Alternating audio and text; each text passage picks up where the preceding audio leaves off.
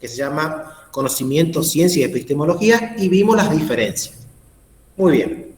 Después seguimos, una vez que pudimos distinguir a qué nos referimos con conocimiento científico, fuimos a ver los distintos enfoques que maneja la ciencia. Ustedes tenían un PowerPoint, más la bibliografía de Hernández Sampieri, que es la bibliografía que vamos a usar durante todo el año. Ustedes pudieron distinguir a qué hacemos alusión cuando hablamos de un enfoque cuantitativo y un enfoque que, cuando habla de un enfoque cualitativo. Yo les decía que en el enfoque cuantitativo teníamos que manejar variables. Yo les pregunté qué eran las variables, ustedes no sabían. ¿Por qué? Porque ustedes no habían visto estadística, no era la culpa de ustedes. El plan de estudio, lamentablemente, no tiene estadística. Entonces, ¿cómo yo voy a enseñar metodología de la investigación con gente que no va a saber, por ejemplo, cómo clasificar las variables, cómo medir las variables después cuando recolecte los datos, sacar las medias, las medianas, las modas, bueno, todos esos son datos de estadística. Que no era culpa obviamente de ustedes, tampoco mía. Profe, tampoco... le hago una consulta. Sí. ¿La bibliografía es de Hernández Sampieri? Sí, de Hernández Sampieri. Ah, bien. Eso Vamos a trabajar dos ni autores. Vamos a trabajar Ángel Vizquerra y vamos a trabajar Hernández Sampieri, los dos autores de metodología de la investigación. Y yo también le voy a ir poniendo algunos PowerPoint que los elaboro yo para que ustedes vayan relacionando lo que yo les voy diciendo en las clases. Bueno, les decía que es indispensable conocer un poco de estadística. Entonces empezamos a hablar y a dar ejemplos de variables. Variables quanti y variables quali. Variables quanti: peso, edad, estatura, número de hijos, cantidad de palabras que uso cuando hablo. Siempre las variables cuantitativas tienden a expresarse en un número, en una cifra. Da cuenta de la cantidad, ¿sí? Y decíamos, las variables cualitativas hacen referencia a aspectos que son... Hola Julia, ¿cómo estás? Bienvenida. Está bien, no importa. Salimos a trabajar y nos metemos en metodología de la investigación para terminar el lunes. Espectacular. Un hermoso mix. Vengo a trabajar cansado y le tengo que venir a escuchar Pegoraro en metodología de la investigación. Y con eso cierro el lunes.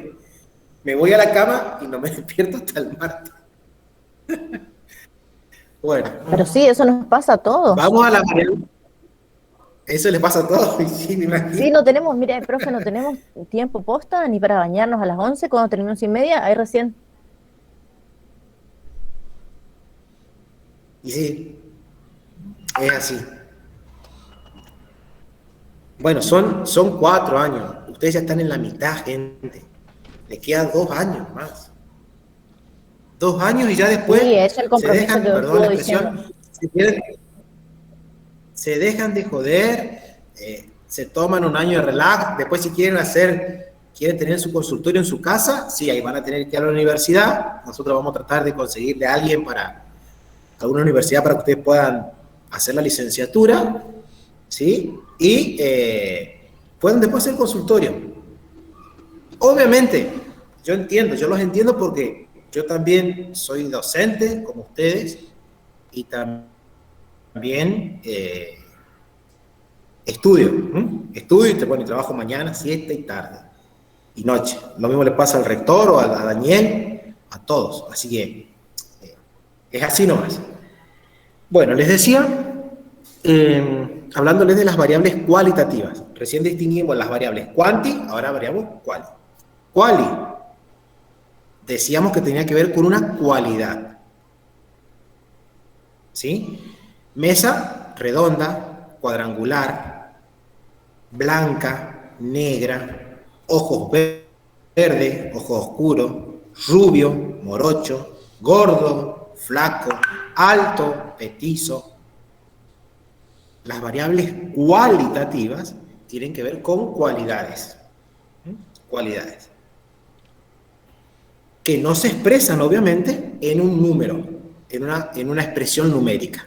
Por eso, cuando hablamos de una investigación cualitativa, porque habla de un atributo, porque habla de una cualidad, no vamos a poder utilizar la estadística. Porque lo cualitativo no se puede medir o no se puede interpretar, ¿no es cierto?, con un número o expresar con un número. Ahora si ustedes me dicen cantidad de alumnos rubios y cantidad de alumnos morochos, eso es otra cosa. Ahí está el enfoque mixto. Porque a partir de una cualidad que es subjetiva, que es interpretativa, enfoque cualitativo, rubios y morochos, 10 rubios y 10 morochos. Cantidad. Cuando yo le hablo de cantidad, ahí también ingresa el otro enfoque, el cuantitativo. Fíjense entonces cómo, a partir de una cualidad, yo a esa cualidad, rubios y morochos, yo la puedo expresar en un número. Cuando me pregunto, cantidad de alumnos rubios y cantidad de alumnos morochos en el mismo curso. Bueno, 25 rubios y 15 morochos, bárbaro. A esa cualidad, a esa variable cualitativa, yo la expreso en un valor numérico. Y ahí es donde entra, como yo les decía en su momento también, el enfoque mixto. Ninguno de los dos enfoques no es una guerra campal entre el enfoque cuantitativo y el cualitativo. ¿Cuál es mejor? Se comunican. Por eso hay un enfoque que es el mixto. Depende de lo que yo quiera estudiar, de lo que yo quiera indagar, me va a convenir más usar un enfoque que el otro. Y yo leyendo lo que ustedes pusieron, lo que algunos pusieron en el foro, ¿no es cierto?, la mayoría de ustedes se inclinó por un enfoque cualitativo. Entonces, yo supongo que ustedes dicen un enfoque cualitativo, me gusta la descripción, me gusta la interpretación, me gusta la reflexión, el intercambio intersubjetivo, acepto lo que me pueden llegar a decir, porque estoy posicionado desde un enfoque cualitativo. A mí me encantó utilizar el cualitativo porque puedo ir modificando y aceptando cualquier otro tipo de problemática o modificaciones dentro del trabajo. Por ese único punto, a mí me gustó el cualitativo. Exactamente, y esa es una característica del enfoque cualitativo. Porque como es cualitativo y donde yo tengo Tengan en cuenta que leí todo, profe. Sí, Lorena, me extraña la pestaña. Todos, yo sé que todos leen. Dice, no, Ignacio. Ignacio parece que no leyó. Bueno, yo tampoco. Buenas tardes, buenas noches, disculpen la memoria. Hola, Noelia, ¿cómo estás? Bien, no importa. Fíjense lo siguiente, lo que decía recién Lorena, en el enfoque cualitativo yo voy y vengo. ¿Por qué voy y vengo? Porque a lo mejor yo salgo al campo a indagar con una idea, con un problema. Pero yo voy, hablo con Ignacio, hablo con Noelia, hablo con Julia, hablo con Emilce, que son mis entrevistados, a los que yo les quiero recabar datos, y ellos mismos, con los datos que ellos me tiran, a mí me hacen ver otra punta del problema. Entonces, ¿qué hago yo? Si yo quería averiguar, no sé, la cantidad de alumnos de color ¿por qué los obesos tienden más a engordar en invierno que en verano? Ellos me hacen ver otra cosa de ese problema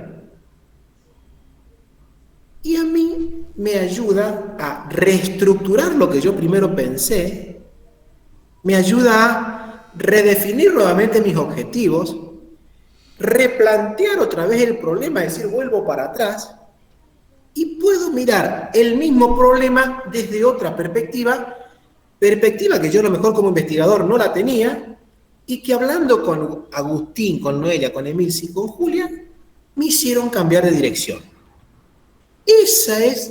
Por eso es que el enfoque cualitativo es mucho más flexible, es más laxo, más flácido que el cuantitativo, que es mucho más estructurado. Por eso en el cualitativo, como yo le estaba diciendo, no manejamos hipótesis. No tenemos que manejar variables. Tenemos que plantearnos un problema, formularnos un problema cualitativo e ir al campo. Pero no hay que perder de foco tampoco lo que estamos investigando, pues nos podemos perder ahí en el campo, profe. No, por supuesto, obviamente que no. Pero muchas veces ocurre en el cualitativo que lo que me puedan llegar a decir a mí como investigador, me puede servir para reorientar el primer problema inicial, para poder modificar el problema con el que yo me fui a investigar. Y ahí está la flexibilidad, porque como es cualitativo, se presta a la subjetividad, se presta a la interrogación, se presta a la comprensión y a la reflexión. Entonces, reflexiono y digo, no, pero lo que me dijeron ellos me sirven para ver otra cosa también que yo no la tenía. Vuelvo para atrás, miro otra vez el problema inicial, puedo reformular, puedo cambiar de marco teórico, por eso mismo dice, el marco teórico va junto con la pregunta, va junto con los objetivos, y en el enfoque cualitativo puede ir cambiando, puede ir y venir. Esa es la característica del cualitativo, del enfoque cualitativo. Recuerden ustedes también que en el enfoque cualitativo nosotros tenemos un objeto de estudio y a ese objeto de estudio lo queremos estudiar desde una cualidad. Muchos de ustedes, la mayoría de ustedes, todos se inclinaron por ese enfoque y me parece muy bien. Y la mayoría de ustedes, no sé si porque se leyeron entre ustedes o porque también puede pasar, todos eligieron, en definitiva, los vínculos interpersonales dentro de las instituciones educativas. Muy bien. Yo no. ¿Vos qué elegiste, Lorena? Contame. No Yo me acuerdo. salí del campo educativo porque la verdad esa era mi misión personal, digamos, salir de lo que es para mí el día a día. Entonces yo lo que busqué fue las relaciones humanas y dentro de esas relaciones humanas las emociones de la tercera edad y en pandemia. Porque considero que eso no se está investigando aún. Perfecto. Bueno, muy bien. Las emociones.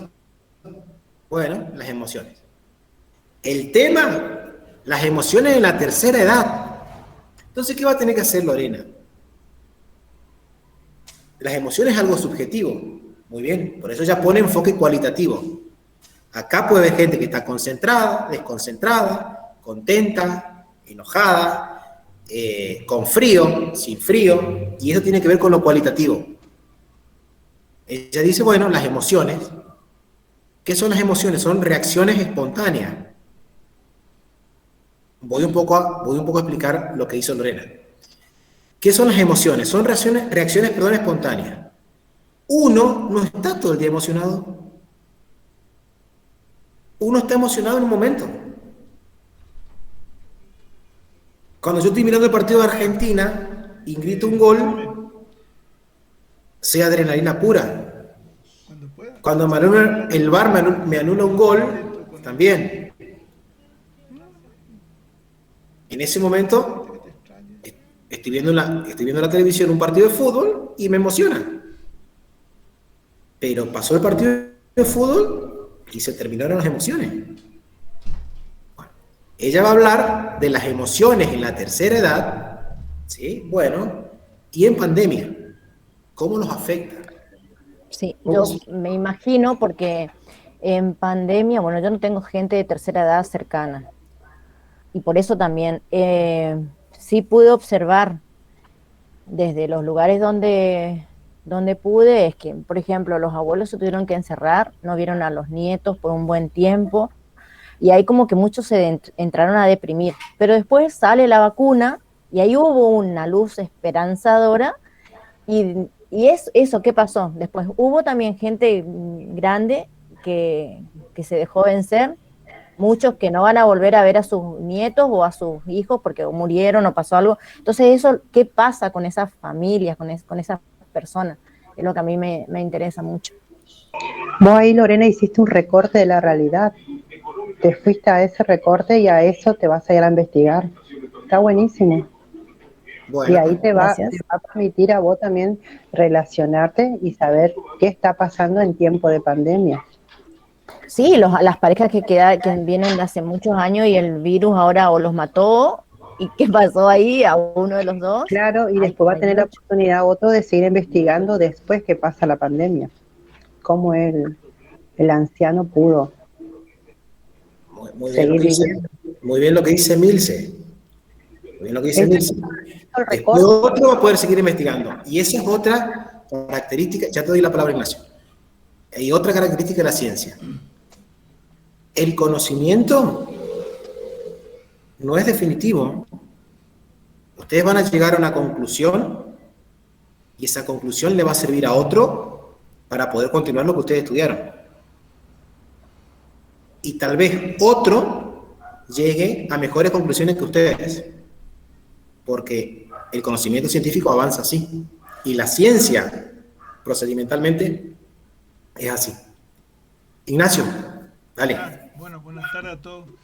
Disculpe por llegué tarde, pero estaba casualmente atendiendo, ayudando, colaborando con gente de la tercera edad, ¿no es cierto? En fin, paso cañazo o para que por ahí Lorena, que está interesada en el tema eh, la preocupación de los de la tercera edad, yo no entré, no sé si entré o no entré, pero con mis 66 pirulos no sé ni qué categoría tengo, me dijeron que tenía categoría, bueno, ya en el declive, sí, bueno, lo que sea, pero estoy todavía picando la pelota. Joven adulto.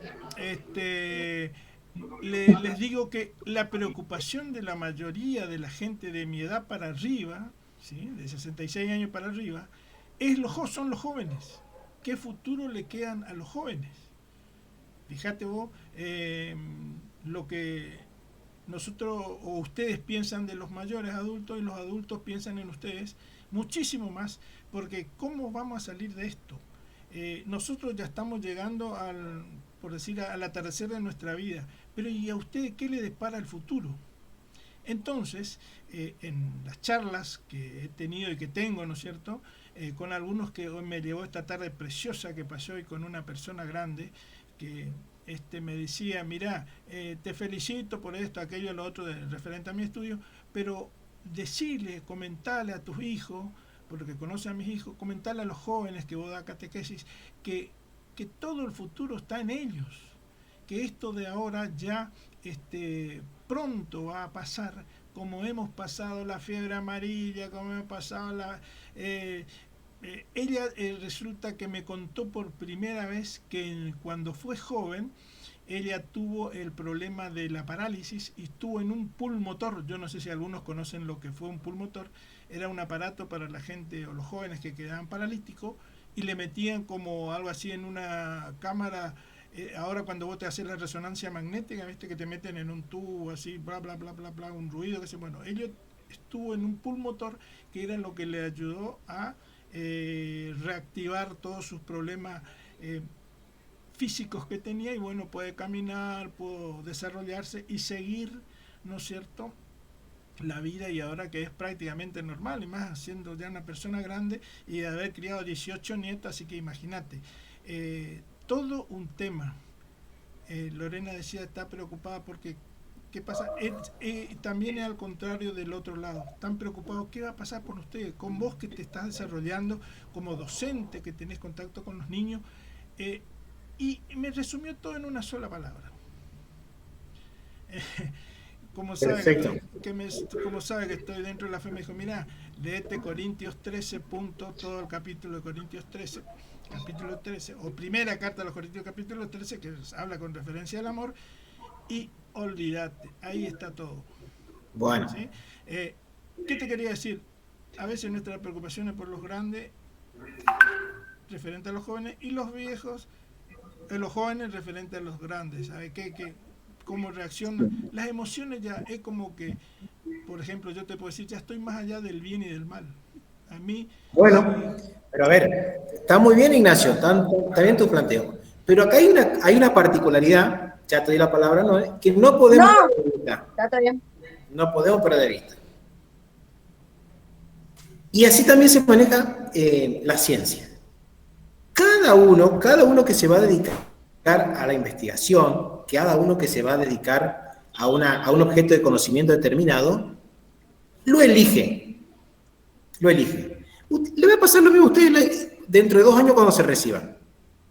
Vamos a suponer que ustedes después hacen la licenciatura y son licenciados en psicopedagogía, hacen clínica. Y a lo mejor Emil se especializa en adultos, ¿no es cierto? Lorena se especializa en adultos de la tercera edad, Patricia se especializa en niños, y Ignacio no se especializa en nada, toca todas las áreas. Es decir, cada uno elige después, ¿no es cierto?, como en el caso de la profesión, una parte de lo que le gustaría especializarse. Lo mismo ocurre con el investigador. Para el investigador no hay digamos, prejuicios acerca de la vida cotidiana, y elige lo que él se siente cómodo investigar, indagar. A lo mejor Lorena dice, bueno, pero yo quiero saber qué pasa con la gente de la tercera edad. Y a lo mejor hay otro, como, no sé, ¿no? Él le dice, a mí me gusta saber qué le pasa a los niños. Y Emil se dice, bueno, y a mí me gusta saber qué le pasa a la gente de entre 40 y 50 años. Y elige una franja etaria. Sí.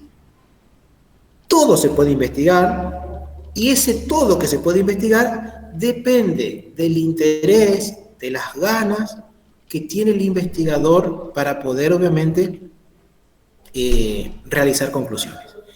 Y muy bien lo que ustedes aportaron. ¿Por qué? Porque precisamente una de las primeras condiciones que tiene que tener la persona que va a indagar un problema es que sea un problema que es relevante, que tenga relevancia social, que tenga con lo que está por hacer, con aquello que está por indagar, tenga importancia para el momento histórico que estamos viviendo. Que sea un problema que a la gente, obviamente después, porque después se va a tener que comunicar los resultados, ¿no es cierto? Y ahí termina la ciencia, cuando comunica las conclusiones a que se derriban, tiene que ver, claro. Bueno, por eso mismo yo le decía, piense en un tema, primero un tema, las emociones. Bueno, después de las emociones, ¿qué de las emociones? Me gustaría saber, ella dice, cómo ha afectado en la salud de las personas de tercera edad la pandemia. Porque ese problema también yo lo puedo transformar en cuantitativo. ¿En qué porcentaje la pandemia causó depresión en los ancianos? O en la gente joven, porque qué totalidad de gente joven afectó más, o quienes murieron más, porque ahora se dio vuelta todo. Pero claro, pero Lorena fue clara, dijo en la persona de tercera edad. Sí, ella cuando plantee el problema va a tener que delimitar qué entiende por personas de la tercera edad. Enfocarse a eso, digamos, a ese grupo de... Exactamente, de 70 a 80. O adultos mayores. ¿Por qué hablan de adultos mayores o por qué habla de... Esas son las preguntas que ella va a tener que indagar. Claro. El por qué Y fíjense lo siguiente. Claro. La investigadora voy a ser yo la que voy a ponerme mis objetivos, mis hipótesis y descartar o tomar lo que ustedes están aportando, depende de lo que yo quiera investigar. Porque después eso va a ser la base para que ustedes investiguen lo que a ustedes les surge como duda final. Vos tenés una necesidad, es la necesidad que vos tengas, a dónde querés llegar. Exactamente, porque por ejemplo, recién Agustín decía que es lo que la mayoría de la gente de tercera edad, estamos hablando de un setentón para arriba o setentona, está mal pensar de que todos están pensando en los jóvenes. Bueno, mentira. Hay gente que a los 50 años decidió, bueno, ahora voy a vivir yo mi vida como no pude hacerlo porque crié a mis hijos, porque tuve que cumplir a rajatabla en mi trabajo. Entonces hay gente que tiró la chancleta a los 50 años y empezó a vivir otra vida, conocer el mundo. ¿Y qué pasó? Esta pandemia no los dejó viajar. O sea, hay un montón de cuestiones que a mí me hacen reflexionar qué pasó con ese ser humano en esta época de pandemia. O sea, yo voy ahí, a ese punto. Perfecto. Bueno, o sea, todo se puede indagar, todo se puede gustar, se puede, digamos, buscar. Por ahí lo que dice Ignacio puede ser una historia de vida para poder indagar el problema que Lorena cualitativamente quiere llegar a sacar. La que contó Ignacio, la historia de vida. Una manera de decir tirar la chancleta, pero cada uno, porque tenemos así como infancias nuevas, adolescencias nuevas, también tenemos adultez moderna. Y fíjense algo, volviendo también a lo que dice Ignacio. Por ahí se complica cuando nosotros tocamos la parte de los textos bíblicos. ¿Por qué? Porque ¿cómo buscamos en la realidad lo que a veces dice la Biblia? Sí, podemos inferir, pero el amor, ¿cómo lo medimos en la realidad? ¿Con las acciones de los otros? Por eso la ciencia no se maneja, insisto con esto, la ciencia no se maneja con esos tipos de relatos que son, digamos, místico-religiosos, si se quiere, un pensamiento místico-religioso. Que obviamente los que somos creyentes creemos, pero la ciencia no se maneja con ese tipo de pensamiento. La ciencia se maneja con conocimiento que tenga que ver con la realidad a partir de un objeto concreto, de una situación concreta, y con teorías que van a formar después el marco de mi investigación, con teorías científicas. Yo a mi investigación siempre le voy a tener que estar poniendo ciencia. No voy a poder poner a lo mejor lo que dijo un pastor o lo que dijo un cura, porque lo dicen desde otro lado del conocimiento. No digo que yo no estoy poniendo en telejuicio ese tipo de conocimiento. Yo solamente digo cómo hacemos ciencia. Es muy difícil, ¿no es cierto?, poder, como marco teórico, por ejemplo, la Biblia. Porque ustedes no se olviden algo. Por eso yo les digo para que lean el conocimiento. ¿A qué nos referimos cuando hablamos de conocimiento científico? El conocimiento científico es algo que es objetivo, que tiene que ser verificable, que tiene que ser medible, que tiene que ser visto, ¿sí?, expresado. Porque a lo mejor, como decía Ignacio, lee tal parte, bueno, ¿y si hay otro que no es creyente? ¿Y si hay otro que...? Corintios 13. Bueno, pero si hay otro que piensa también tiene la posibilidad, digamos, de refutar. Entonces, la ciencia no trata, o trata, mejor dicho, de que el conocimiento sea lo más objetivo posible, ¿sí?, y que se pueda demostrar. Si ustedes me dicen, bueno, en el caso de ella, las personas de la tercera edad, la psicología del desarrollo, por ejemplo, define las emociones y la psicología de la tercera edad, o la tercera edad, Corintios 13, lo define de una determinada manera. La tercera edad no viene por una edad estandarizada, es decir, de 60 a 80 o de 70 a 90. Viene por determinadas características que el sujeto adquiere en su transformación, en su desarrollo. Y yo después les voy a explicar, si quieren, a qué nos referimos cuando hablamos de personas de la tercera edad. Perdón, pregunto. Sí. Porque, sí. ¿es porque por la edad lo que se pone como tercera edad o como edad adulta, o por lo que uno, yo mejor diría, por mi experiencia, es por lo que uno lleva en el corazón? Hablaba con un profesor el sábado en el asadito riquísimo que se perdieron lo que no fueron. Decía, pero vos, qué sé yo, ¿qué hacés acá con...? y a mí me gusta, pero está con todos los jóvenes, no te sentís desubicado.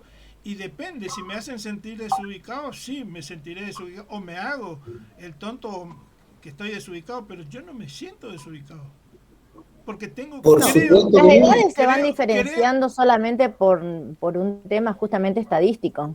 Sí, nada más. Estamos hablando también desde la evolución, o sea, el hombre tiene, así como tenemos los niveles, no es que se van a caer, o sea, no porque sea Agustín, como le digo, viejo gaga, en el buen sentido, no lo califico, él se puede sentir re vino, pero hay una estadística, hay una evolución en el hombre, en el humano, que va marcando, como dice el término adecuado, primera y tercera edad, que hace referencia a una edad de tal a tal edad. Yo todavía no tengo edad definida, por ejemplo. Yo lo seguiría discutiendo porque resulta que tengo el corazón joven, ¿me entendés? Y resulta que también ahora la pucha, estaba viendo un poquito, me mandaron... Por supuesto, Ignacio, acá todos los que estamos somos todos jóvenes. Fíjense qué ironía, me mandaron una grabación de las Olimpiadas, esta que están ocurriendo en Tokio, y una señora de 46 años ya tiró la toalla en saltos, algo así por el estilo, y le salió perfecto. Yo no sé si algún otro atleta, yo no conozco otro atleta olímpico a la edad de ella que se haya querido presentar. Están en otra cosa. Lo mismo con el jugador de básquet argentino, con 30 y pico de años, está jugando todavía en la Olimpiada. Y Ginóbili, que fue un súper ídolo, ya tiró la toalla, está en otra cosa. Entonces, ¿cómo medimos? No creo que se pueda medir eso. No creo que por ahí estamos prejuzgando, creo, a los adultos. No, por eso, Ignacio. A ver. No hay una edad definida para establecer las etapas del desarrollo.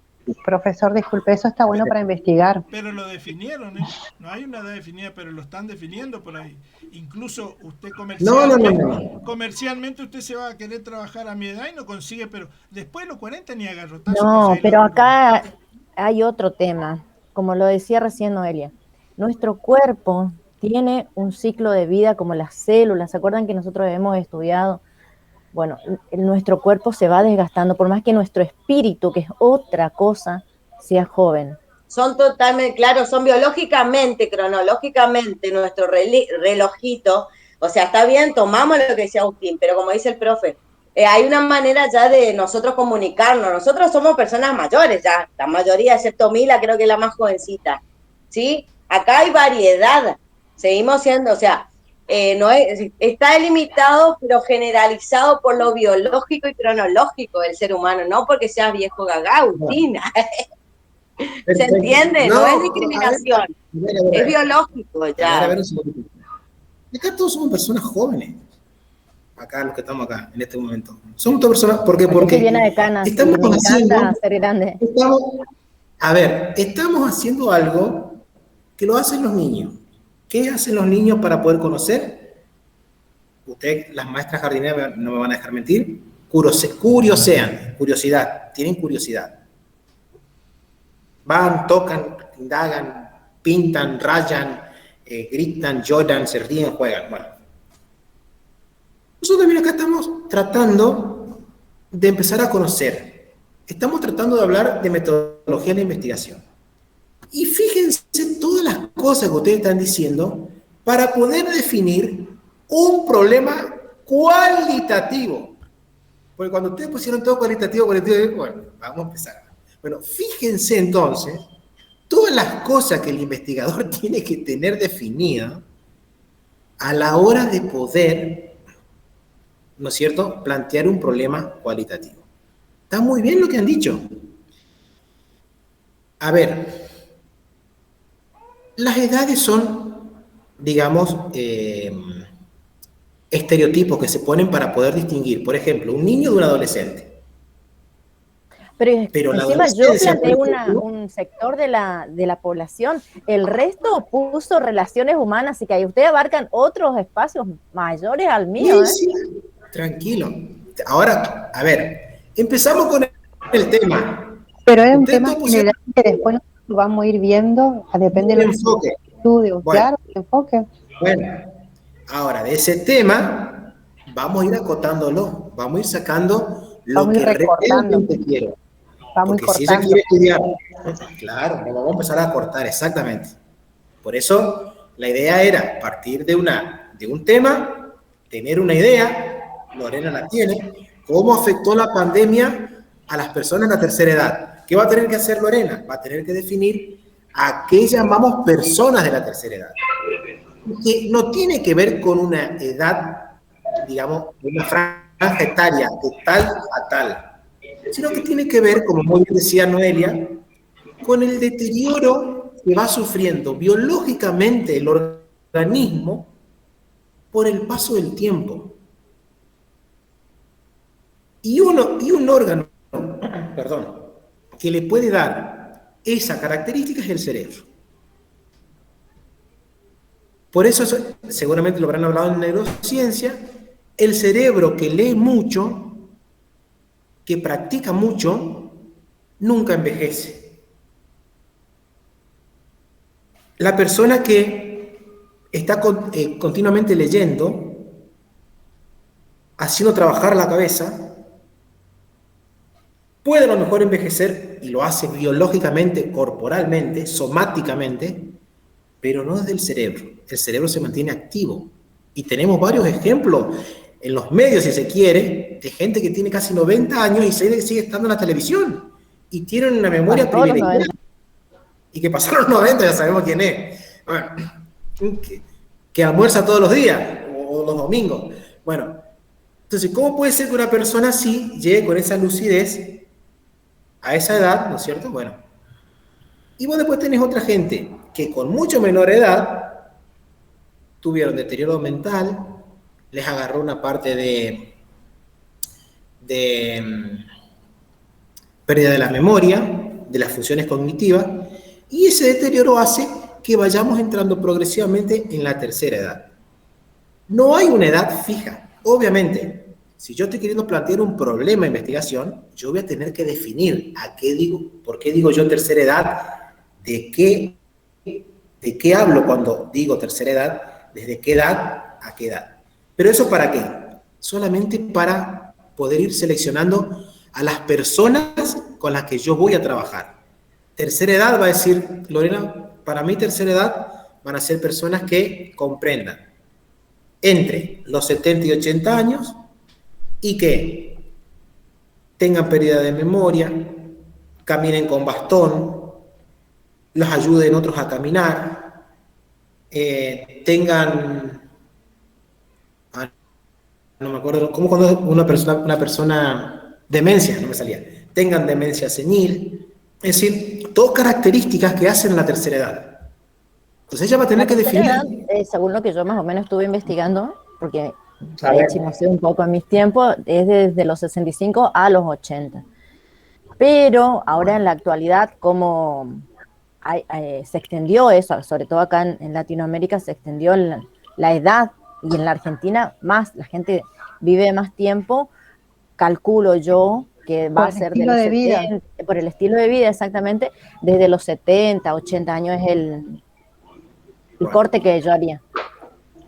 Claro, bueno, va a ser difícil. Perfecto. Solamente, ¿para qué va a recortar? ¿O para qué va a establecer esos parámetros? Precisamente para poder ser esa población con la que ella va a estudiar. Entonces, ¿a quién le va a ir a hacer una entrevista? ¿Los datos de quién va a ir a recolectar Lorena? A gente de esa edad, entre 70 y 80. Porque ella arbitrariamente lo va a definir así. ¿Sí? Entonces, pero insisto con esto. Entonces no tendría que llamar persona de la tercera edad. Tendría que decir. Pero es la terminología. Para Noelia. Entonces, es una forma. Déjame terminar, Noelia. No. Yo creo que Lorena tendría que decir, voy a tratar o voy a investigar personas de tal a tal edad. Y hacerlo, ¿no es cierto? Porque si va a definir una persona, por ejemplo, de tercera edad, entre 65 y 70 o 80 años, no sé, se va a pegar un golpe en la cabeza, un porrazo se va a pegar. Digo, voy a levantar. Por eso mismo. Porque hay personas mayores que yo, por ejemplo, 70 años, que están mucho más lúcidas que yo, y que ella junto, Tengo un amigo, el profesor. Yo no pongo eso en tela de juicio, en ningún momento. Claro, sí, no, pero Bueno, a lo que se refiere el profe de tal a tal edad, ¿no es cierto? Yo creo que a ver, tendría que poner de tal a tal edad. Chao. Yo pondría, por ejemplo, voy a estudiarle a jóvenes de 30 a 45 años en el contexto de la pandemia. ¿Qué pasó? Bueno, a mí me molesta que me digas joven y yo estoy en esa edad. ¿Qué te voy a decir, Agustín? Ah, vos querés ser vieja. No, te falta No, mucho. quiero bueno, ser lo por que eso le soy. digo, a ver, No. a ver, a ver, a ver, a ver un segundito. A ver, está bien, a ver. Eso es una cosa que la vamos a tener que tener bien en cuenta a la hora de de plantear planificar. el problema. ¿Por qué? Porque ustedes no se olviden que el lenguaje de la ciencia es un lenguaje exacto, que no admite la ambigüedad. Es un lenguaje preciso. Si ustedes leen las características del conocimiento científico, le va a decir que el conocimiento científico es comunicable a través de un lenguaje preciso, sin ambigüedad. A lo mejor usando el término, como dice Ignacio, tercera edad o joven, como también decía, se puede prestar a confusión. ¿Por qué? Porque joven para mí es una persona de 20 a 30, pero para Lorena es una persona de 40 a 50, y para Ignacio un joven es una persona de 50 a 60. Entonces, Lo para que tenés que hacer es evitar recolectar los datos primero, a confusión, ver. para evitar la confusión, para evitar este tipo eh, de ambigüedad, tenemos que ser precisos a la hora de formular. Lorena fue contundente. Yo voy a trabajar con personas de la tercera edad. Ese fue el tema. Desde ahí ella va a estudiar. ¿Cómo lo va a plantear? Ahí lo vamos a ver después. ¿Qué terminología va a usar para que ese tema no se preste a la ambigüedad? Porque fíjense, estamos tratando Hay de decidir. estadísticas hechas, investigaciones hechas. O sea, yo me voy a basar en algo que ya está investigado. No voy a inventar un nuevo nombre para esa edad. Puede salir un nombre nuevo, si vos puedas conclusión Perfecto. al final, puede Yo voy salir. a decidir eso. Claro, vos le vas a... Profe, quiero aclarar algo, para que A no ver. haya, para que Agustín no se... por lo que yo entendí, estamos hablando de, a la hora de proponer, nosotros tomamos una hoja, ahí es donde se van a detallar, vamos a volcar conocimiento, hasta inclusive el tema o el título de nuestra investigación. Ahí es donde Lorena, como título, puede, acá, hablando entre nosotros, puede decir con el término, profesor Pegoraro, yo voy a trabajar con personas de 70 a 80 años, pero corresponde didácticamente que a la hora de Lorena volcar un marco teórico, tener una introducción a Agustín como en comunicación oral y escrita, ahí debe figurar como término personas de la tercera edad desde tal y tal edad, ¿se entiende? Eso es como, Agustín ella va a escribir como yo, niño o adolescente. ¿De qué edad queda? O por ejemplo, ¿a qué gente, como no sé cómo se dice, a qué zona o a quiénes van destinados? Yo voy a trabajar con la escuela de la Mariano Ferreira, que está ubicado en eso para, simplemente como dice, para tener fundamentación y a la hora de constatar o evaluar ese proyecto de investigación esté bien específico. Eso nomás, Agustín, no es que no es, yo te digo, pues yo tuve que hacer un trabajo de investigación totalmente fuera, estamos hablando de gimnasia, donde yo tuve que especificar para que eso se lleve, para que me aprueben, tenía que explicar qué materiales, a qué cantidad destinada, a qué edad, si eran mayores de personas, si eran cuántos varones, cuántas mujeres, ¿se entiende? Eso tiene que estar volcado, por eso el profe nos va contando que debe haber un interrogante, tiene que haber un marco teórico, todo eso se va construyendo, pero a grandes rasgos, Lorena lo que te da a entender es que ellas se van a centrar, hablando hacia largo rasgo, en 70-80. Pero eso era todo. Bien, yo entendí bien toda esa consigna, pero lo que yo hacía era la crítica a lo que ya está escrito o difundido de lo que tiene que ser las distintas edades y depende en el contexto en que se encuentre, ¿no es cierto?, a nivel global, podría decir. Entonces, yo a eso, mi crítica o mi trabajo va a ser en base a mi experiencia, lo que yo llamo infancia, adolescencia, juventud, Sí. Sí. etcétera, etcétera. Y por último, ¿dónde me voy a ir yo instalando como Exacto. persona en mi edad, ¿no es cierto? Perfecto. Exactamente. No es que quiero corregir ni decir nada de lo que Lorena o No, nadie, no, pues yo te explico por lo que yo entendí. Mi crítica a eso que está haciendo y bueno, investigaré a ver hasta dónde llego. Y punto. Y de última será algo nuevo que aparecerá en el contexto de todo lo que estamos hablando. Y que va a pasar, vamos a encontrar nuevos casos, vamos a encontrar, como es lo que vos planteaste, Agustín, que me llamó la atención lo que a vos te comentó esta persona que es más grande que vos, que si yo no lo tenía visto así. Al contrario, yo, particularmente como yo estoy hoy trabajando en un entorno con adolescentes, justamente yo, mi resolución para los chicos fue de que vos dijiste, hoy les tocó 2021, hoy nos tocó. Es lo que a los adolescentes les tocó. A vos, Agustín, ¿qué te pasó? La guerra, la fiebre amarilla, la democracia, mi vieja lo vivió a eso. Hoy le tocó esto. Pero a nosotros, ¿se entiende eso? Yo hice tratar de concientizar de que no es tampoco motivo de presión, son situaciones. Lamentablemente, eso es lo que... Perfecto. ¿Puedo hablar ahora? Muy bien. Excelente los aportes, excelente. Creo que nos entendimos a lo que queremos llegar. La idea acá es la siguiente, colegas. Gente, que ustedes primero puedan buscar un tema que los apasione, que les guste, que tengan ganas de ir a indagar. Buscar cualquier tema. Ella dijo las emociones. Otra gente dijo el clima institucional.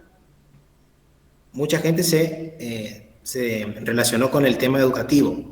Pero como ustedes no solamente trabajan en el ámbito educativo y trabajan afuera también, muy bien lo que hizo Lorena, me desprendo un poco de eso y voy a averiguar otra cosa. Lo que ustedes tengan ganas. Por eso yo le dije un tema general. A ese tema que ustedes plantean, piénsenlo desde un enfoque, teniendo en cuenta las características, los enfoques que vimos. Lorena, en el caso que ella habló, como ella habló, dijo, puse esto desde un enfoque cualitativo. Muy bien. Ya está el tema, ya está el enfoque.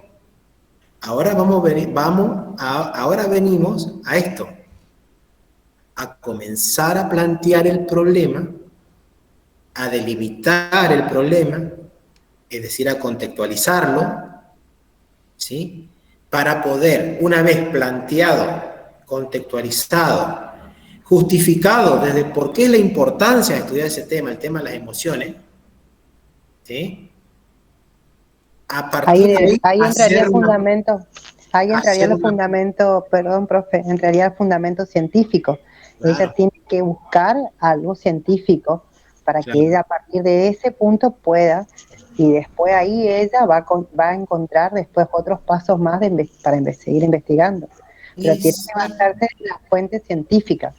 Por eso, y no va a tener que tener ningún sentimiento, porque es viejito, porque es joven, porque ahí no tiene el científico, el que investiga. Una de las características que tengo es justamente no tener sentimientos.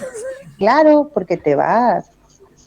Claro. Es buenísimo. Bueno, pero eso es más difícil todavía, escuchen, eso es mucho más difícil, casi que imposible, en el enfoque cualitativo. Porque en el enfoque cualitativo también, aunque ustedes no crean, entran las emociones un montón de veces. Como es subjetivo, como vos lo tenés que comprender, y vos te ponías después a decir, pobre gente, mira cómo la está pasando, que yo le vengo a preguntar esto, soy un pedazo. Y destapás una champaña. Claro, entonces, sin querer muchas veces, el investigador se involucra. En cambio, en un enfoque cuantitativo, es mucho más preciso, es mucho más frío. Porque yo tengo que agarrar, plantear el problema, armar un marco teórico. Resultado listo. Una o dos hipótesis de posibles soluciones, relacionando variables, contrastar eso en el terreno, escribir el análisis y hacer la conclusión. Es mucho más frío. ¿Por qué? Porque tengo que utilizar estadística, tengo que Acá no. Recolectar información no es más fácil. No es información, porque datos. así también vos rápido seleccionás. Es rápido, es cerrado. Claro. Sin embargo, eso no. Acá no. Hay muchas cosas que ya están investigadas, o sea que vas a ir rechazando al toque todo tu trabajo investigativo. Sin embargo, esto que es cualitativo, vas a tener otra variante, sí o sí. Exacto. Y vas a tener que recortar vos sola. El investigador va a decir, hasta acá llego, más no sigo. Porque es mentira que el investigador va al campo sin un conocimiento previo y sin un prejuicio. Sería imposible. Tendríamos que irnos al siglo XVIII con Durkheim, cuando Durkheim dijo: la sociología tiene que ser una ciencia social objetiva, que estudie qué cosas, los hechos sociales. Los hechos sociales están hechos por cosas. Esas cosas son las personas. Pero no estudiamos las personas, estudiamos las cosas. Algo imposible, pero bueno, se le ocurrió a Durkheim y sigue siendo uno de los sociólogos más destacados en el tiempo. Luego hicimos por estudiar, sobre todo en las ciencias humanas, algo de una manera objetiva 100%. Por eso también estudia la epistemología. ¿Podríamos silenciar un poquitito el micrófono? Así. Voy el mío nomás. Ah, no, ahí está. Eso también a veces es imposible conseguir, de ser 100% objetivo, de estar libre de prejuicios, de no tener un conocimiento previo, o sea, ser una persona de mente en blanco a la hora de ir a investigar. Imposible. Por eso cuando la epistemología reflexiona sobre la ciencia, sobre lo que produce la ciencia, ¿es realmente un conocimiento objetivo? ¿Es realmente un conocimiento que puede ser accesible a todo el mundo? Lo de la ciencia. ¿No será que nunca está involucrado la persona que escribe el conocimiento? El que escribe en la investigación no tiene emociones a la hora de escribir. Vive en una isla solo. El que hace una investigación y después redacta lo que investigó, ¿no le pone algo de su impronta? ¿Cómo? O sea, por eso mismo, las ciencias sociales y las ciencias humanas, es muy difícil aplicar el método científico netamente positivista, que es el que maneja la ciencia. Un conocimiento objetivo, un objeto de estudio verificable, cuantificable, medible, que no admite ambigüedades. Es muy difícil llegar a eso. Y más sobre todo cuando ustedes, colegas, como los docentes, trabajamos con personas. ¿Y qué vamos a ir a investigar? Vamos a investigar personas. No vamos a investigar plantas, animales o rocas o montañas. Vamos a investigar personas, vamos a trabajar con personas, con sujetos. Entonces, ¿cómo logramos esa objetividad?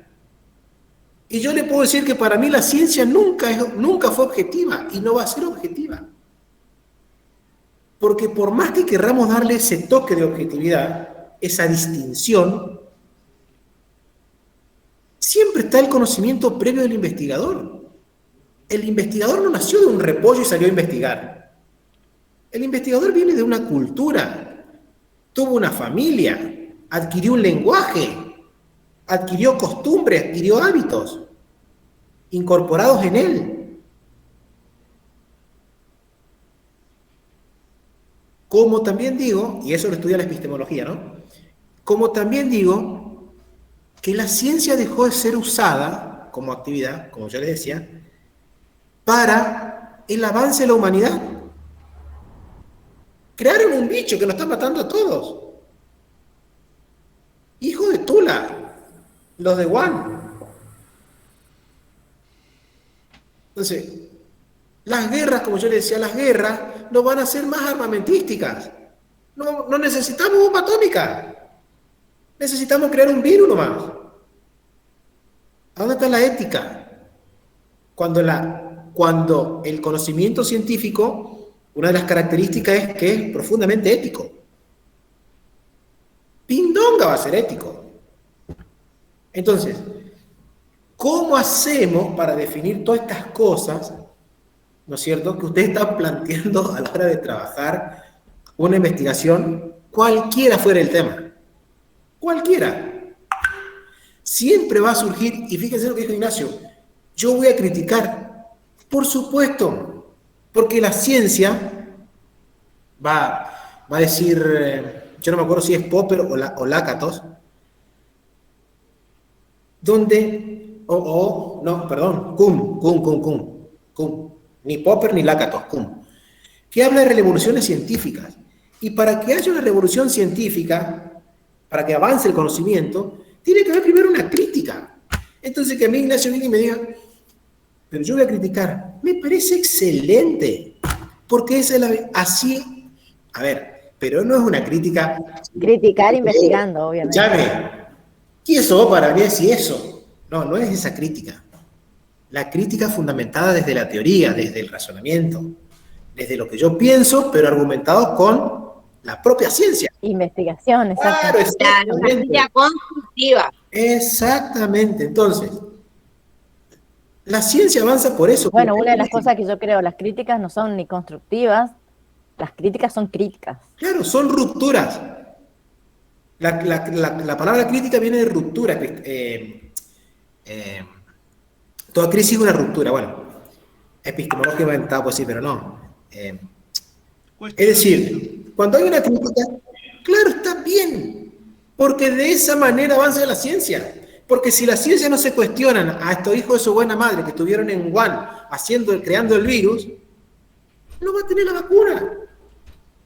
Porque si la ciencia... Pero y aparte es importantísimo que se critique.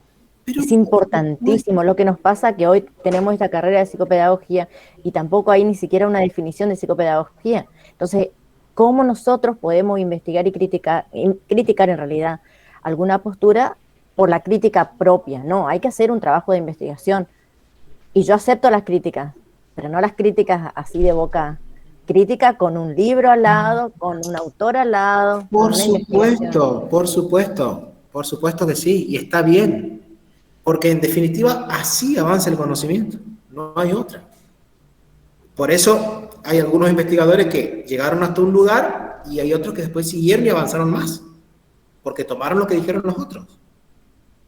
Y ahí daban de bajas teorías también. Por eso mismo, el conocimiento científico es un conocimiento sistemático. Y que sea un conocimiento sistemático implica que es un conocimiento que está formulado por un conjunto de teorías que se mezclan y que se entrelazan. Un sistema es un conjunto. Profe, hay una pregunta, por ejemplo, esto es un ejemplo ahora acá ya. Sí. Yo hago este trabajo de investigación cualitativo. Sí. Entonces, otro puede refutar esto o aprobar desde el enfoque cuantitativo. Por supuesto. Y ahí estaría buenísimo. Por supuesto, porque así como vos ves las partes de las cualidades acerca de cómo afectó a las personas de la tercera edad, como vos definiste. Digo, refutar o no. El tema de la pandemia, hay otro que puede tocar el mismo tema, pero lo hace cuanti. ¿En qué porcentaje la pandemia afectó a las personas de tal edad, entre tanto y tanto? ¿Qué consecuencias trajo? Es decir, todos los problemas pueden ser abordados desde las dos metodologías. ¿Quieren una metodología? Bueno, eligieron la cualitativa, perfecto. Aquellos que quieren hacer cuantitativo, lo pueden hacer también. A ver, para que también nos quede claro esto, colegas, yo no les voy a pedir que ustedes salgan a investigar y hagan una investigación brillante y perfecta. Yo solamente les estoy mostrando la metodología, los procedimientos que se hacen a la hora de hacer una investigación. Imagínense que acá, en segundo año de psicopedagogía, a las 20:20 de la noche, en metodología de la investigación, estamos tratando de definir un concepto. ¿Qué entendemos por tercera edad? Somos 3, 6, 7, Fíjate, 8, yo, otra cosa que me había encantado investigar, me hubiera gustado, pero lo estoy haciendo desde otro contexto es los tipos de evaluación, a partir de la pandemia también, en lo educativo, pero quise salirme de eso. Bueno, ahí podríamos manejar ya datos estadísticos, que hoy serían... Claro. Porque uno podría decir, bueno, el fracaso escolar en relación a la cantidad de alumnos que dejaron la escuela. O sea, hay muchísimo para indagar, colegas, hay muchísimo. No se desesperen. Yo lo que les pido es lo siguiente. Ustedes piensen qué les gustaría, porque eso es lo primero. Yo tengo que estar convencido y a mí me tiene que gustar lo que yo voy a indagar. Que no sea una presión. Algo que les guste, algo que les apasione. Chisme, como el chisme. Cuando uno quiere saber qué pasó, entonces ahí empezamos a chismosear qué pasó, cuándo se vieron, cómo se encontraron, por qué pasó. Así, tal cual, claro. Es investigar todo, ¿no? Bueno, sí, haciendo una comparación. Me pasa que el chisme se vale por el prejuicio y el conocimiento vulgar. El fulano se fue con la fulana, o la fulana le pegó a la mengana, no sé, no sé. Nosotros acá tenemos que... Bueno, pero queremos saber qué pasó. Bueno, esa es la actitud. Hay que ser una persona abierta, más si vamos a trabajar en un enfoque cualitativo, una persona flexible, capaz de volver a retomar lo que ya hice, volver para atrás en vez de avanzar. Una persona que tiene buena relación con la gente con la que tiene que ir a hablar. Porque si yo me imagino, tengo que ir a hablar con gente, a ver, para poder investigar, y yo sé que hay gente que no me está por dar ni la hora, porque no me soportan, porque no me quieren, porque soy esto, porque soy lo otro, es muy difícil que yo pueda hacer una investigación. Ahí está también la cualidad de la persona que va a investigar. Redondeando. ¿Podemos mentir? Y acá, a ver, se puede mentir en tanto y en cuanto esto no va a ser una investigación formal, digamos. Yo lo que le estoy tratando de enseñar son las partes de una investigación. Ay, Lorena, Fíjense todo lo que salió con el tema, hermanos. Con el tema. Justo, profe, usted elige el mío. Ahí. Mira, llegamos al planteamiento, mira, hasta el perro me está mirando. No sé si se está divirtiendo. No, está compenetradísimo con tu voz el guau, olvídate. Así. Hasta el perro toma tu clase, Pegoraro. ¡Sos lo más! ¡Te amamos! Bueno, ¿qué le quiero decir con esto? Estamos tratando de empezar a ver el trabajo que hace un científico, el trabajo que hacen las personas que hacen ciencia. Comienzan así, con un tema que les interesa, que los apasiona, que les gustaría investigar. Entonces, a partir de ahí, ya el tema cobra relevancia. Yo tengo que fundamentar por qué es relevante conocer la importancia de las emociones, o la importancia de los vínculos, o la importancia del clima institucional. ¿Por qué es importante? Una vez que yo puedo definir por qué es importante, cuál es la relevancia, empiezo a delimitarlo. ¿Qué significa delimitarlo? Acotarlo, achicarlo, para que el que lee diga, bueno, estudió las emociones en personas de 80 y 90 años, 70 y 90 años. ¿En dónde? En el asilo anciano, o en el barrio, o bueno, escuela no creo que se da, pero en el hospital, o en el barrio, vamos a suponer, en Fontana, Manzana 12, parcela 10, casa 6. Entonces, ¿vos qué estás haciendo? Estás contextualizando el problema. Definiste el tema, definiste... ¿A quién va dirigido? Directamente a quiénes va destinado. Exactamente. ¿Con quién vos vas a trabajar? ¿Con qué personas? ¿En qué lugar? ¿Y qué vas a hacer con ellos? ¿Le vas a tomar fotografía? ¿Lo vas a indagar? ¿Vas a hablar con ellos? ¿Le vas a entrevistar? ¿Qué vas a hacer? Nosotros tenemos que ver ahora el planteamiento del problema. Ustedes ya tienen el tema. Cualquier tema, insisto, es bueno, al que a ustedes les apasione, les guste.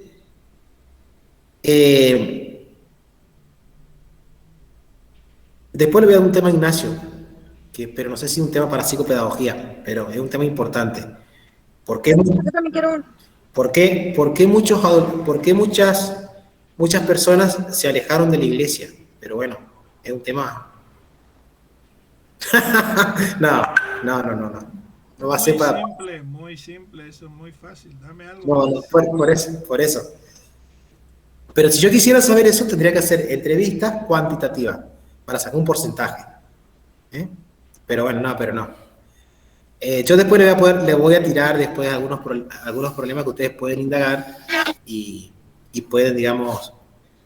Insisto, esto no es para que ustedes se maten, se deslomen y vayan al campo y vayan al terreno a querer. Solamente yo les estoy queriendo mostrar en qué consiste la metodología de la investigación. Se parte de un problema, de un tema en general. De ese tema en general tenemos medianamente una idea, ¿sí? Una idea, por eso yo elijo ese tema, y después lo voy a plantear a ese tema en forma de problema, de manera acotada, contextualizada. Voy a describir por qué es relevante ese problema, qué quiero lograr con ese problema, qué quiero saber, ¿sí? Ahí va a estar el planteamiento y la fundamentación, por supuesto. En esa fundamentación y ese planteamiento después van a venir los objetivos que yo me propongo. Entonces, primero, tema, ya está el tema. Ahora nos enfocamos al planteamiento. Yo les voy a poner en el aula bibliografía sobre cómo ustedes deben plantear, ¿sí? O cómo deben formular un problema. Lo que tienen que tener en cuenta para formular el problema. Obviamente, ese problema va a estar formulado de acuerdo al enfoque que yo quiera. Por eso yo le puse tema y enfoque. ¿Lo voy a abordar al problema de un enfoque cuantitativo o de un enfoque cualitativo o mixto? Porque de acuerdo al enfoque que yo le doy, a la mirada que le da el investigador, ese planteamiento va a estar redactado de una determinada manera. De eso vamos a hablar también la semana que viene.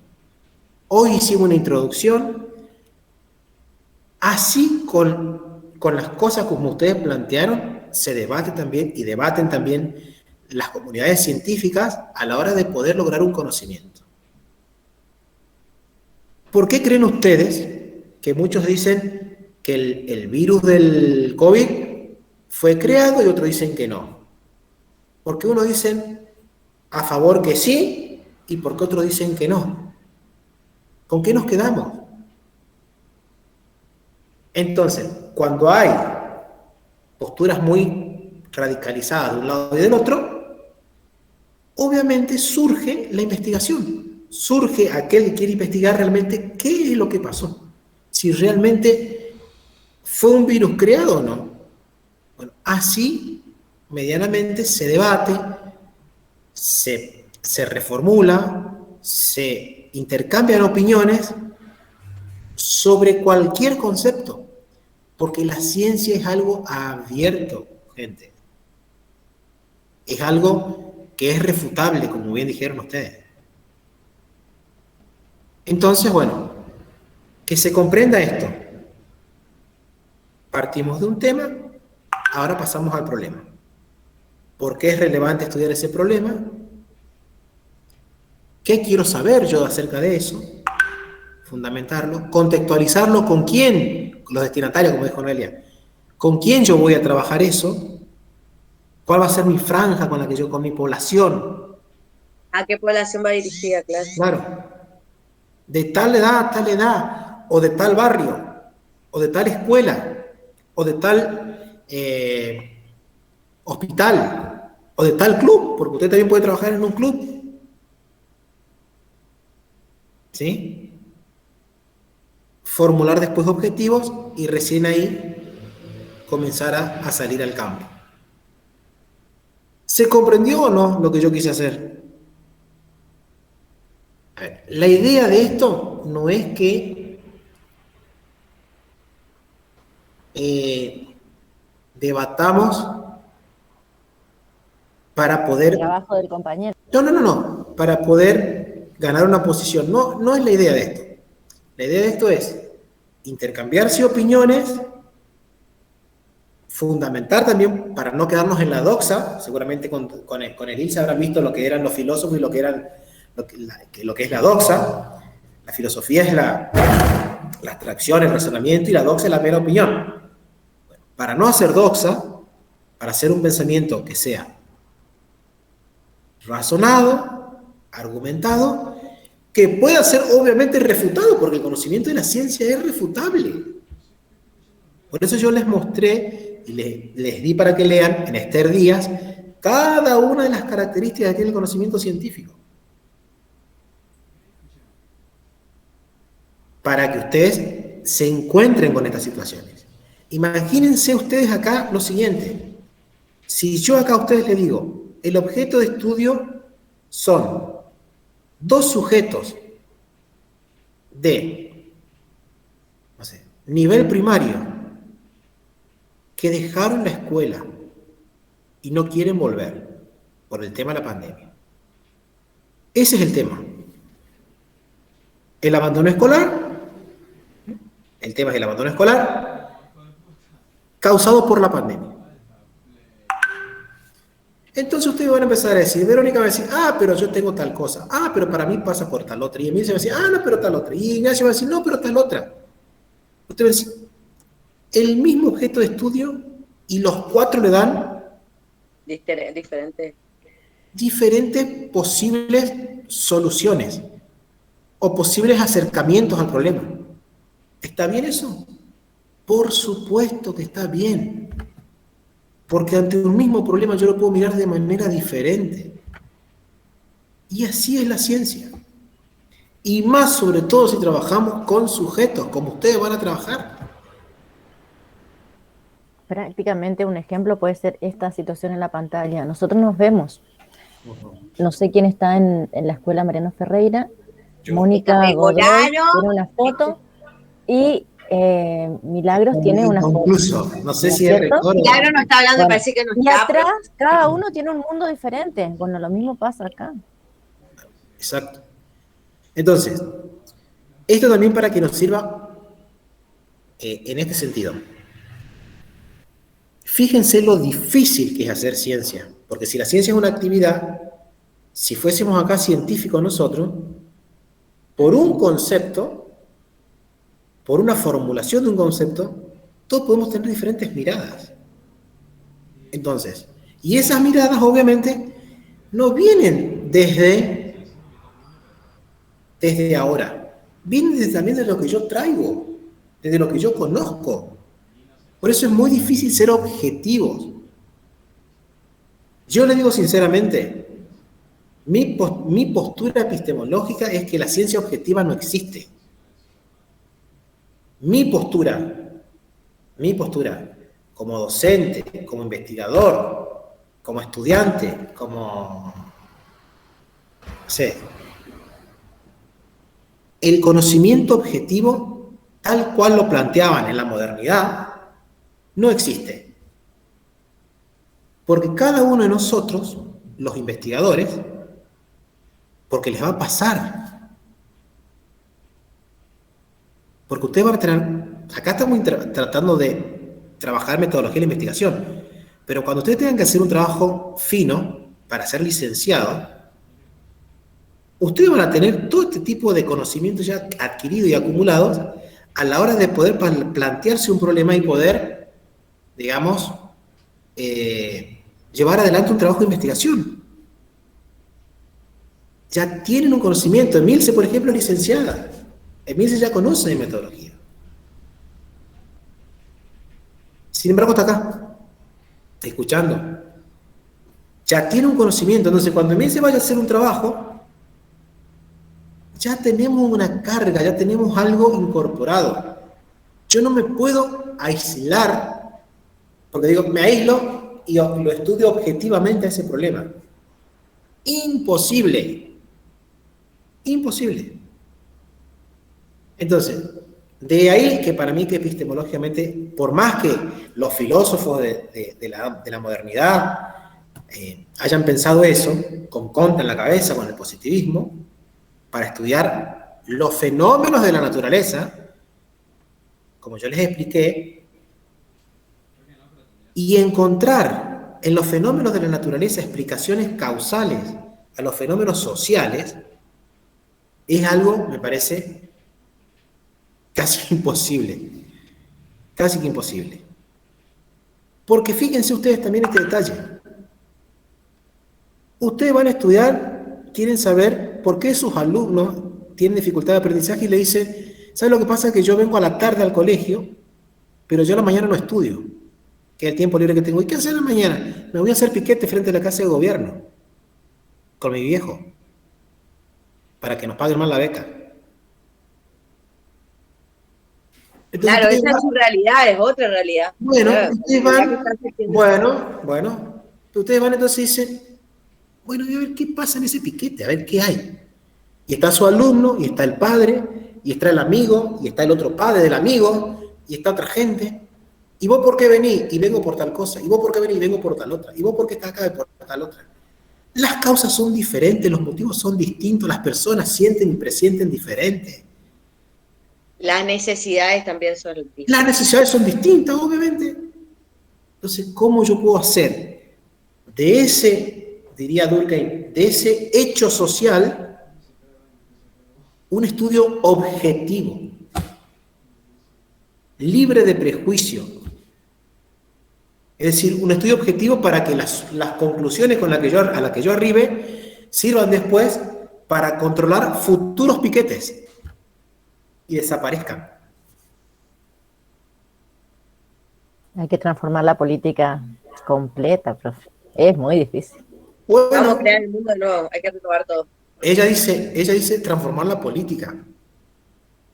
¿Qué política? ¿Social? ¿Educativa? La sociedad, digamos. Las políticas, entonces. Las personas. ¿Será que se modifican las personas? Depende del contexto, sí. Sí. El contexto condiciona. ¿Será que nos modificamos? Tenemos libre albedrío, así que vos decidís, no es que te condiciona, vos decidís. Las dos cosas.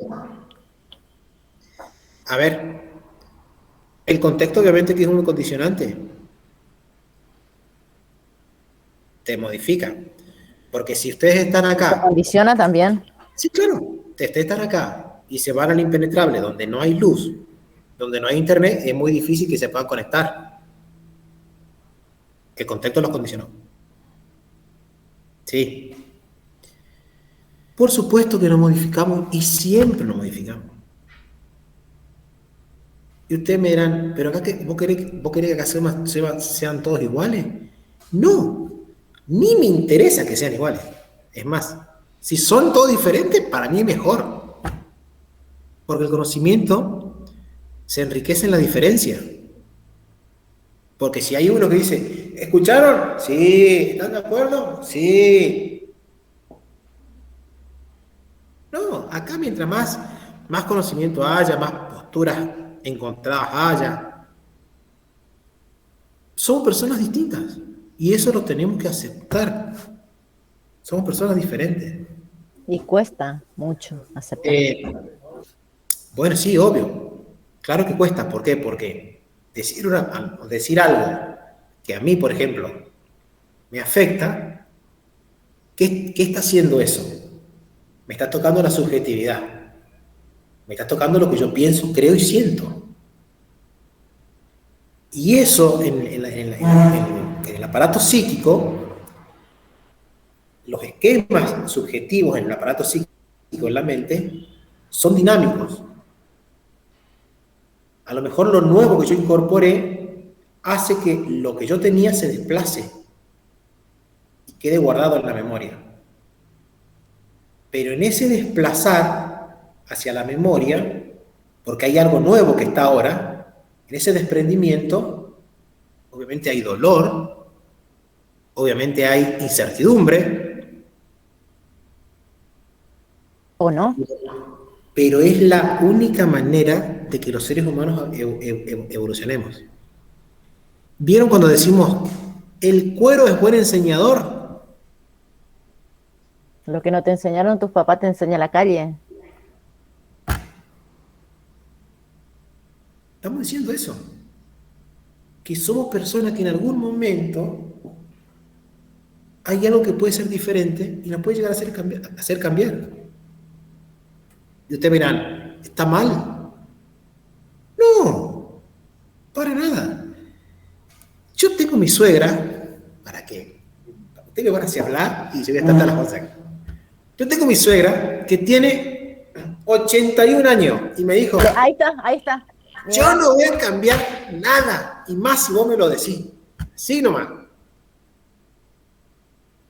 Yo no quiero que cambie, Leo. Yo quiero que usted siga siendo como es, pero diferente. Pero no me jodas. ¿Por qué? Pero de joda te mandaste peorar ese comentario, ¿eh? Qué bárbaro. No, a usted más se lo ocurre. Pero bueno, pero ¿qué les quiero decir con esto? La hija se va a encargar después, Noé, quédate tranquilo. Las personas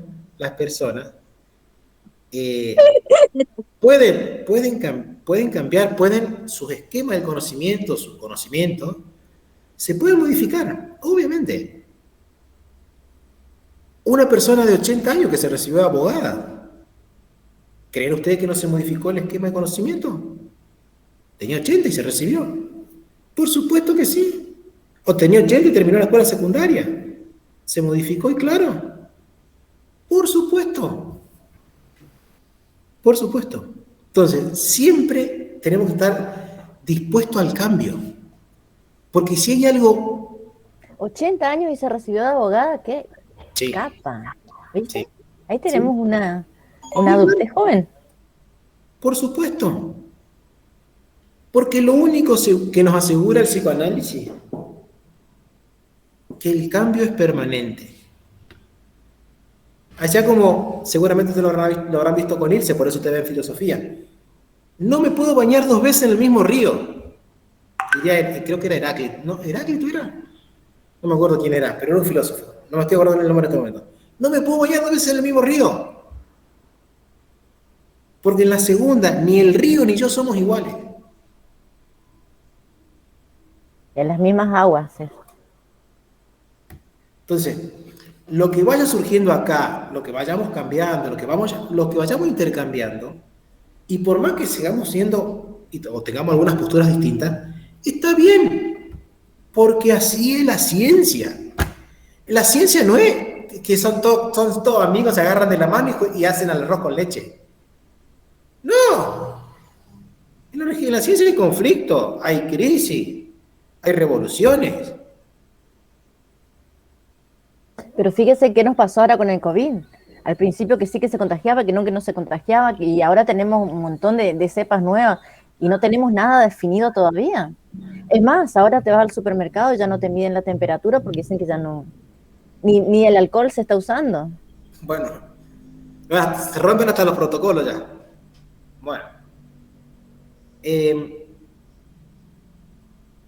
Así que bueno, yo le pido lo siguiente. Como siempre somos los mismos, para que no pase esto, o para que pase esto, mejor dicho, hagan lo posible de estar en las clases de metodología de investigación. Yo creo que esta disciplina, esta materia, les va a abrir un poco más la mente, en el sentido de ciencia. Los va a ayudar a ustedes después a indagar, a cómo saber indagar, a cómo abordar los problemas con sus futuros estudiantes, pacientes, personas que atiendan. De esto se trata. Acá no se trata tampoco de saber quién sabe más, quién sabe menos, quién sabe esto, quién sabe... No me interesa tampoco, porque yo tampoco sé todo. Nadie sabe todo, nadie sabe todo. Por eso, somos distintos, somos diferentes, gracias a Dios, pensamos desde otras miradas. La ciencia avanza con la crítica, con las revoluciones, y somos personas abiertas al cambio. Porque quieran o no, las personas siempre estamos supeditadas a eso. ¿O acaso no cambiamos con el COVID? lo que hacíamos antes no lo podemos hacer ahora. Tenemos que estar acá. Acá tendríamos que estar los 9 acá en el salón de clase, si acá hay lugar de sobra, y yo acá tratando en el pizarrón poder explicarle algo, y estamos a través de la virtualidad. Cambió inclusive hasta la relación. Así que bueno, bienvenido sea. No le tengamos miedo. No le tengamos miedo. Bueno, gente, se hizo muy largo. Yo ahora les voy a dejar en el aula bibliografía para que ustedes puedan leer cómo se redacta un problema de investigación, cómo se justifica, cómo se contextualiza y cómo se escribe. Para que ustedes lean, para seguir este tema la semana que viene. Aquellos que todavía no hicieron el foro, hagan el foro, no tengan miedo, hagan el foro, escriban algo, porque esa es una nota ya conceptual que tengo, y piensen en un problema que a ustedes les guste, que a ustedes los apasione, que a ustedes les atraiga. Profe, ¿puede repetir otra vez que dijo algo acerca de nota conceptual o algo de conceptual? Disculpe. Sí, Noelia. Tenemos un 10. Los que participaron ya tienen un 10, Noelia. Vos te quedaste atrás. Yo tengo un 6. ¡Ah! Yo llegué tarde. Ahí hay un foro que yo les puse, y hay también, abajo del foro, hay otro foro, pero para ver un tema que ustedes hayan elegido y un enfoque con el que ustedes quieran trabajar. La mayoría eligió todo lo que tiene que ver con las emociones, con las relaciones sociales, con el clima institucional, y la mayoría también un enfoque cualitativo. Ustedes elijan el tema que los apasione, el que quieran. No pierdan de vista que ustedes, psicopedagogos, no trabajan solamente en la escuela, trabajan en el club de barrio, trabajan en la ONG, trabajan en el centro de salud, trabajan en la iglesia, trabajan en, no sé, en cualquier repartición del Estado, ¿sí? En el ministerio. Todos esos ámbitos les sirve a ustedes para sacar un tema que a ustedes les apasione. Si por ahí no saben cómo redactarlo, me llaman, me mandan un mensaje y me dicen, ¿cómo hago esto? Hacemos así. No hay ningún problema. Estoy para ayudarle. ¿Está? Pero quiero que hagan el esfuerzo de los lunes de poder estar por estas cuestiones. Por las cuestiones que estamos tratando de ver y analizar cómo se hace la ciencia. Metodologías de la investigación. ¿Se entendió? Sí, pero... Bueno.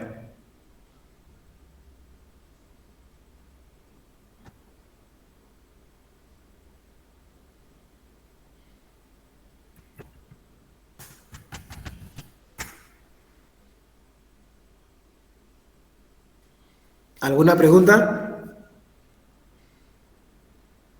Para la próxima, se toman un té de tilo y vienen. Somos científicos. Así me gusta. Mirá que yo... No, el grupo es activo, profe. El grupo está activo. Tendría que haber ido al asado. Hagamos un asado el sábado. Y bueno, ya para la próxima los invitamos acá. Yo andaba por Salta, por Tucumán, mira. Ah, mira. Siempre lo qué nivel. Chau, tiene la próxima asado en la Belgrano, dice. Sí, el próximo asado en la Belgrano le van a estar todos invitados. ¿Milagro está ahí todavía o no? A Milagro, pobre, no la nombré. Sí, estoy. Bueno, escuchen. Hola. Escuchen. Vamos a ver si somos siempre los 9, somos todos los que estamos acá, ¿no es cierto? Verónica, ¿vos sos acá de Resistencia? Verónica Godoy, ¿sí, no? Bueno, como estamos siempre los mismos, si después por ahí queremos tener una clase presencial, eso lo vamos a decidir entre todos. Aquello, podemos venir acá. A mí me gusta mucho la virtualidad, profe. Estoy recopada con eso. Perfecto. Yo cierro acá y estoy en mi casa. Bueno. No me adapto, no hay problema. Sí, por supuesto. Yo sé que también la virtualidad nos hizo eso.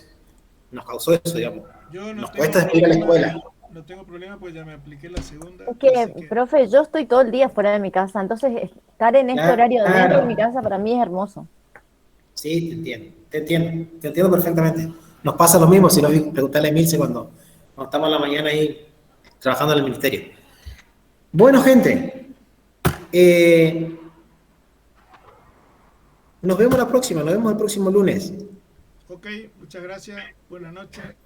Muchas gracias a todos. Hasta luego, profesor, querido. Bueno, Buenas noches. Dios mediante. Chao, chao.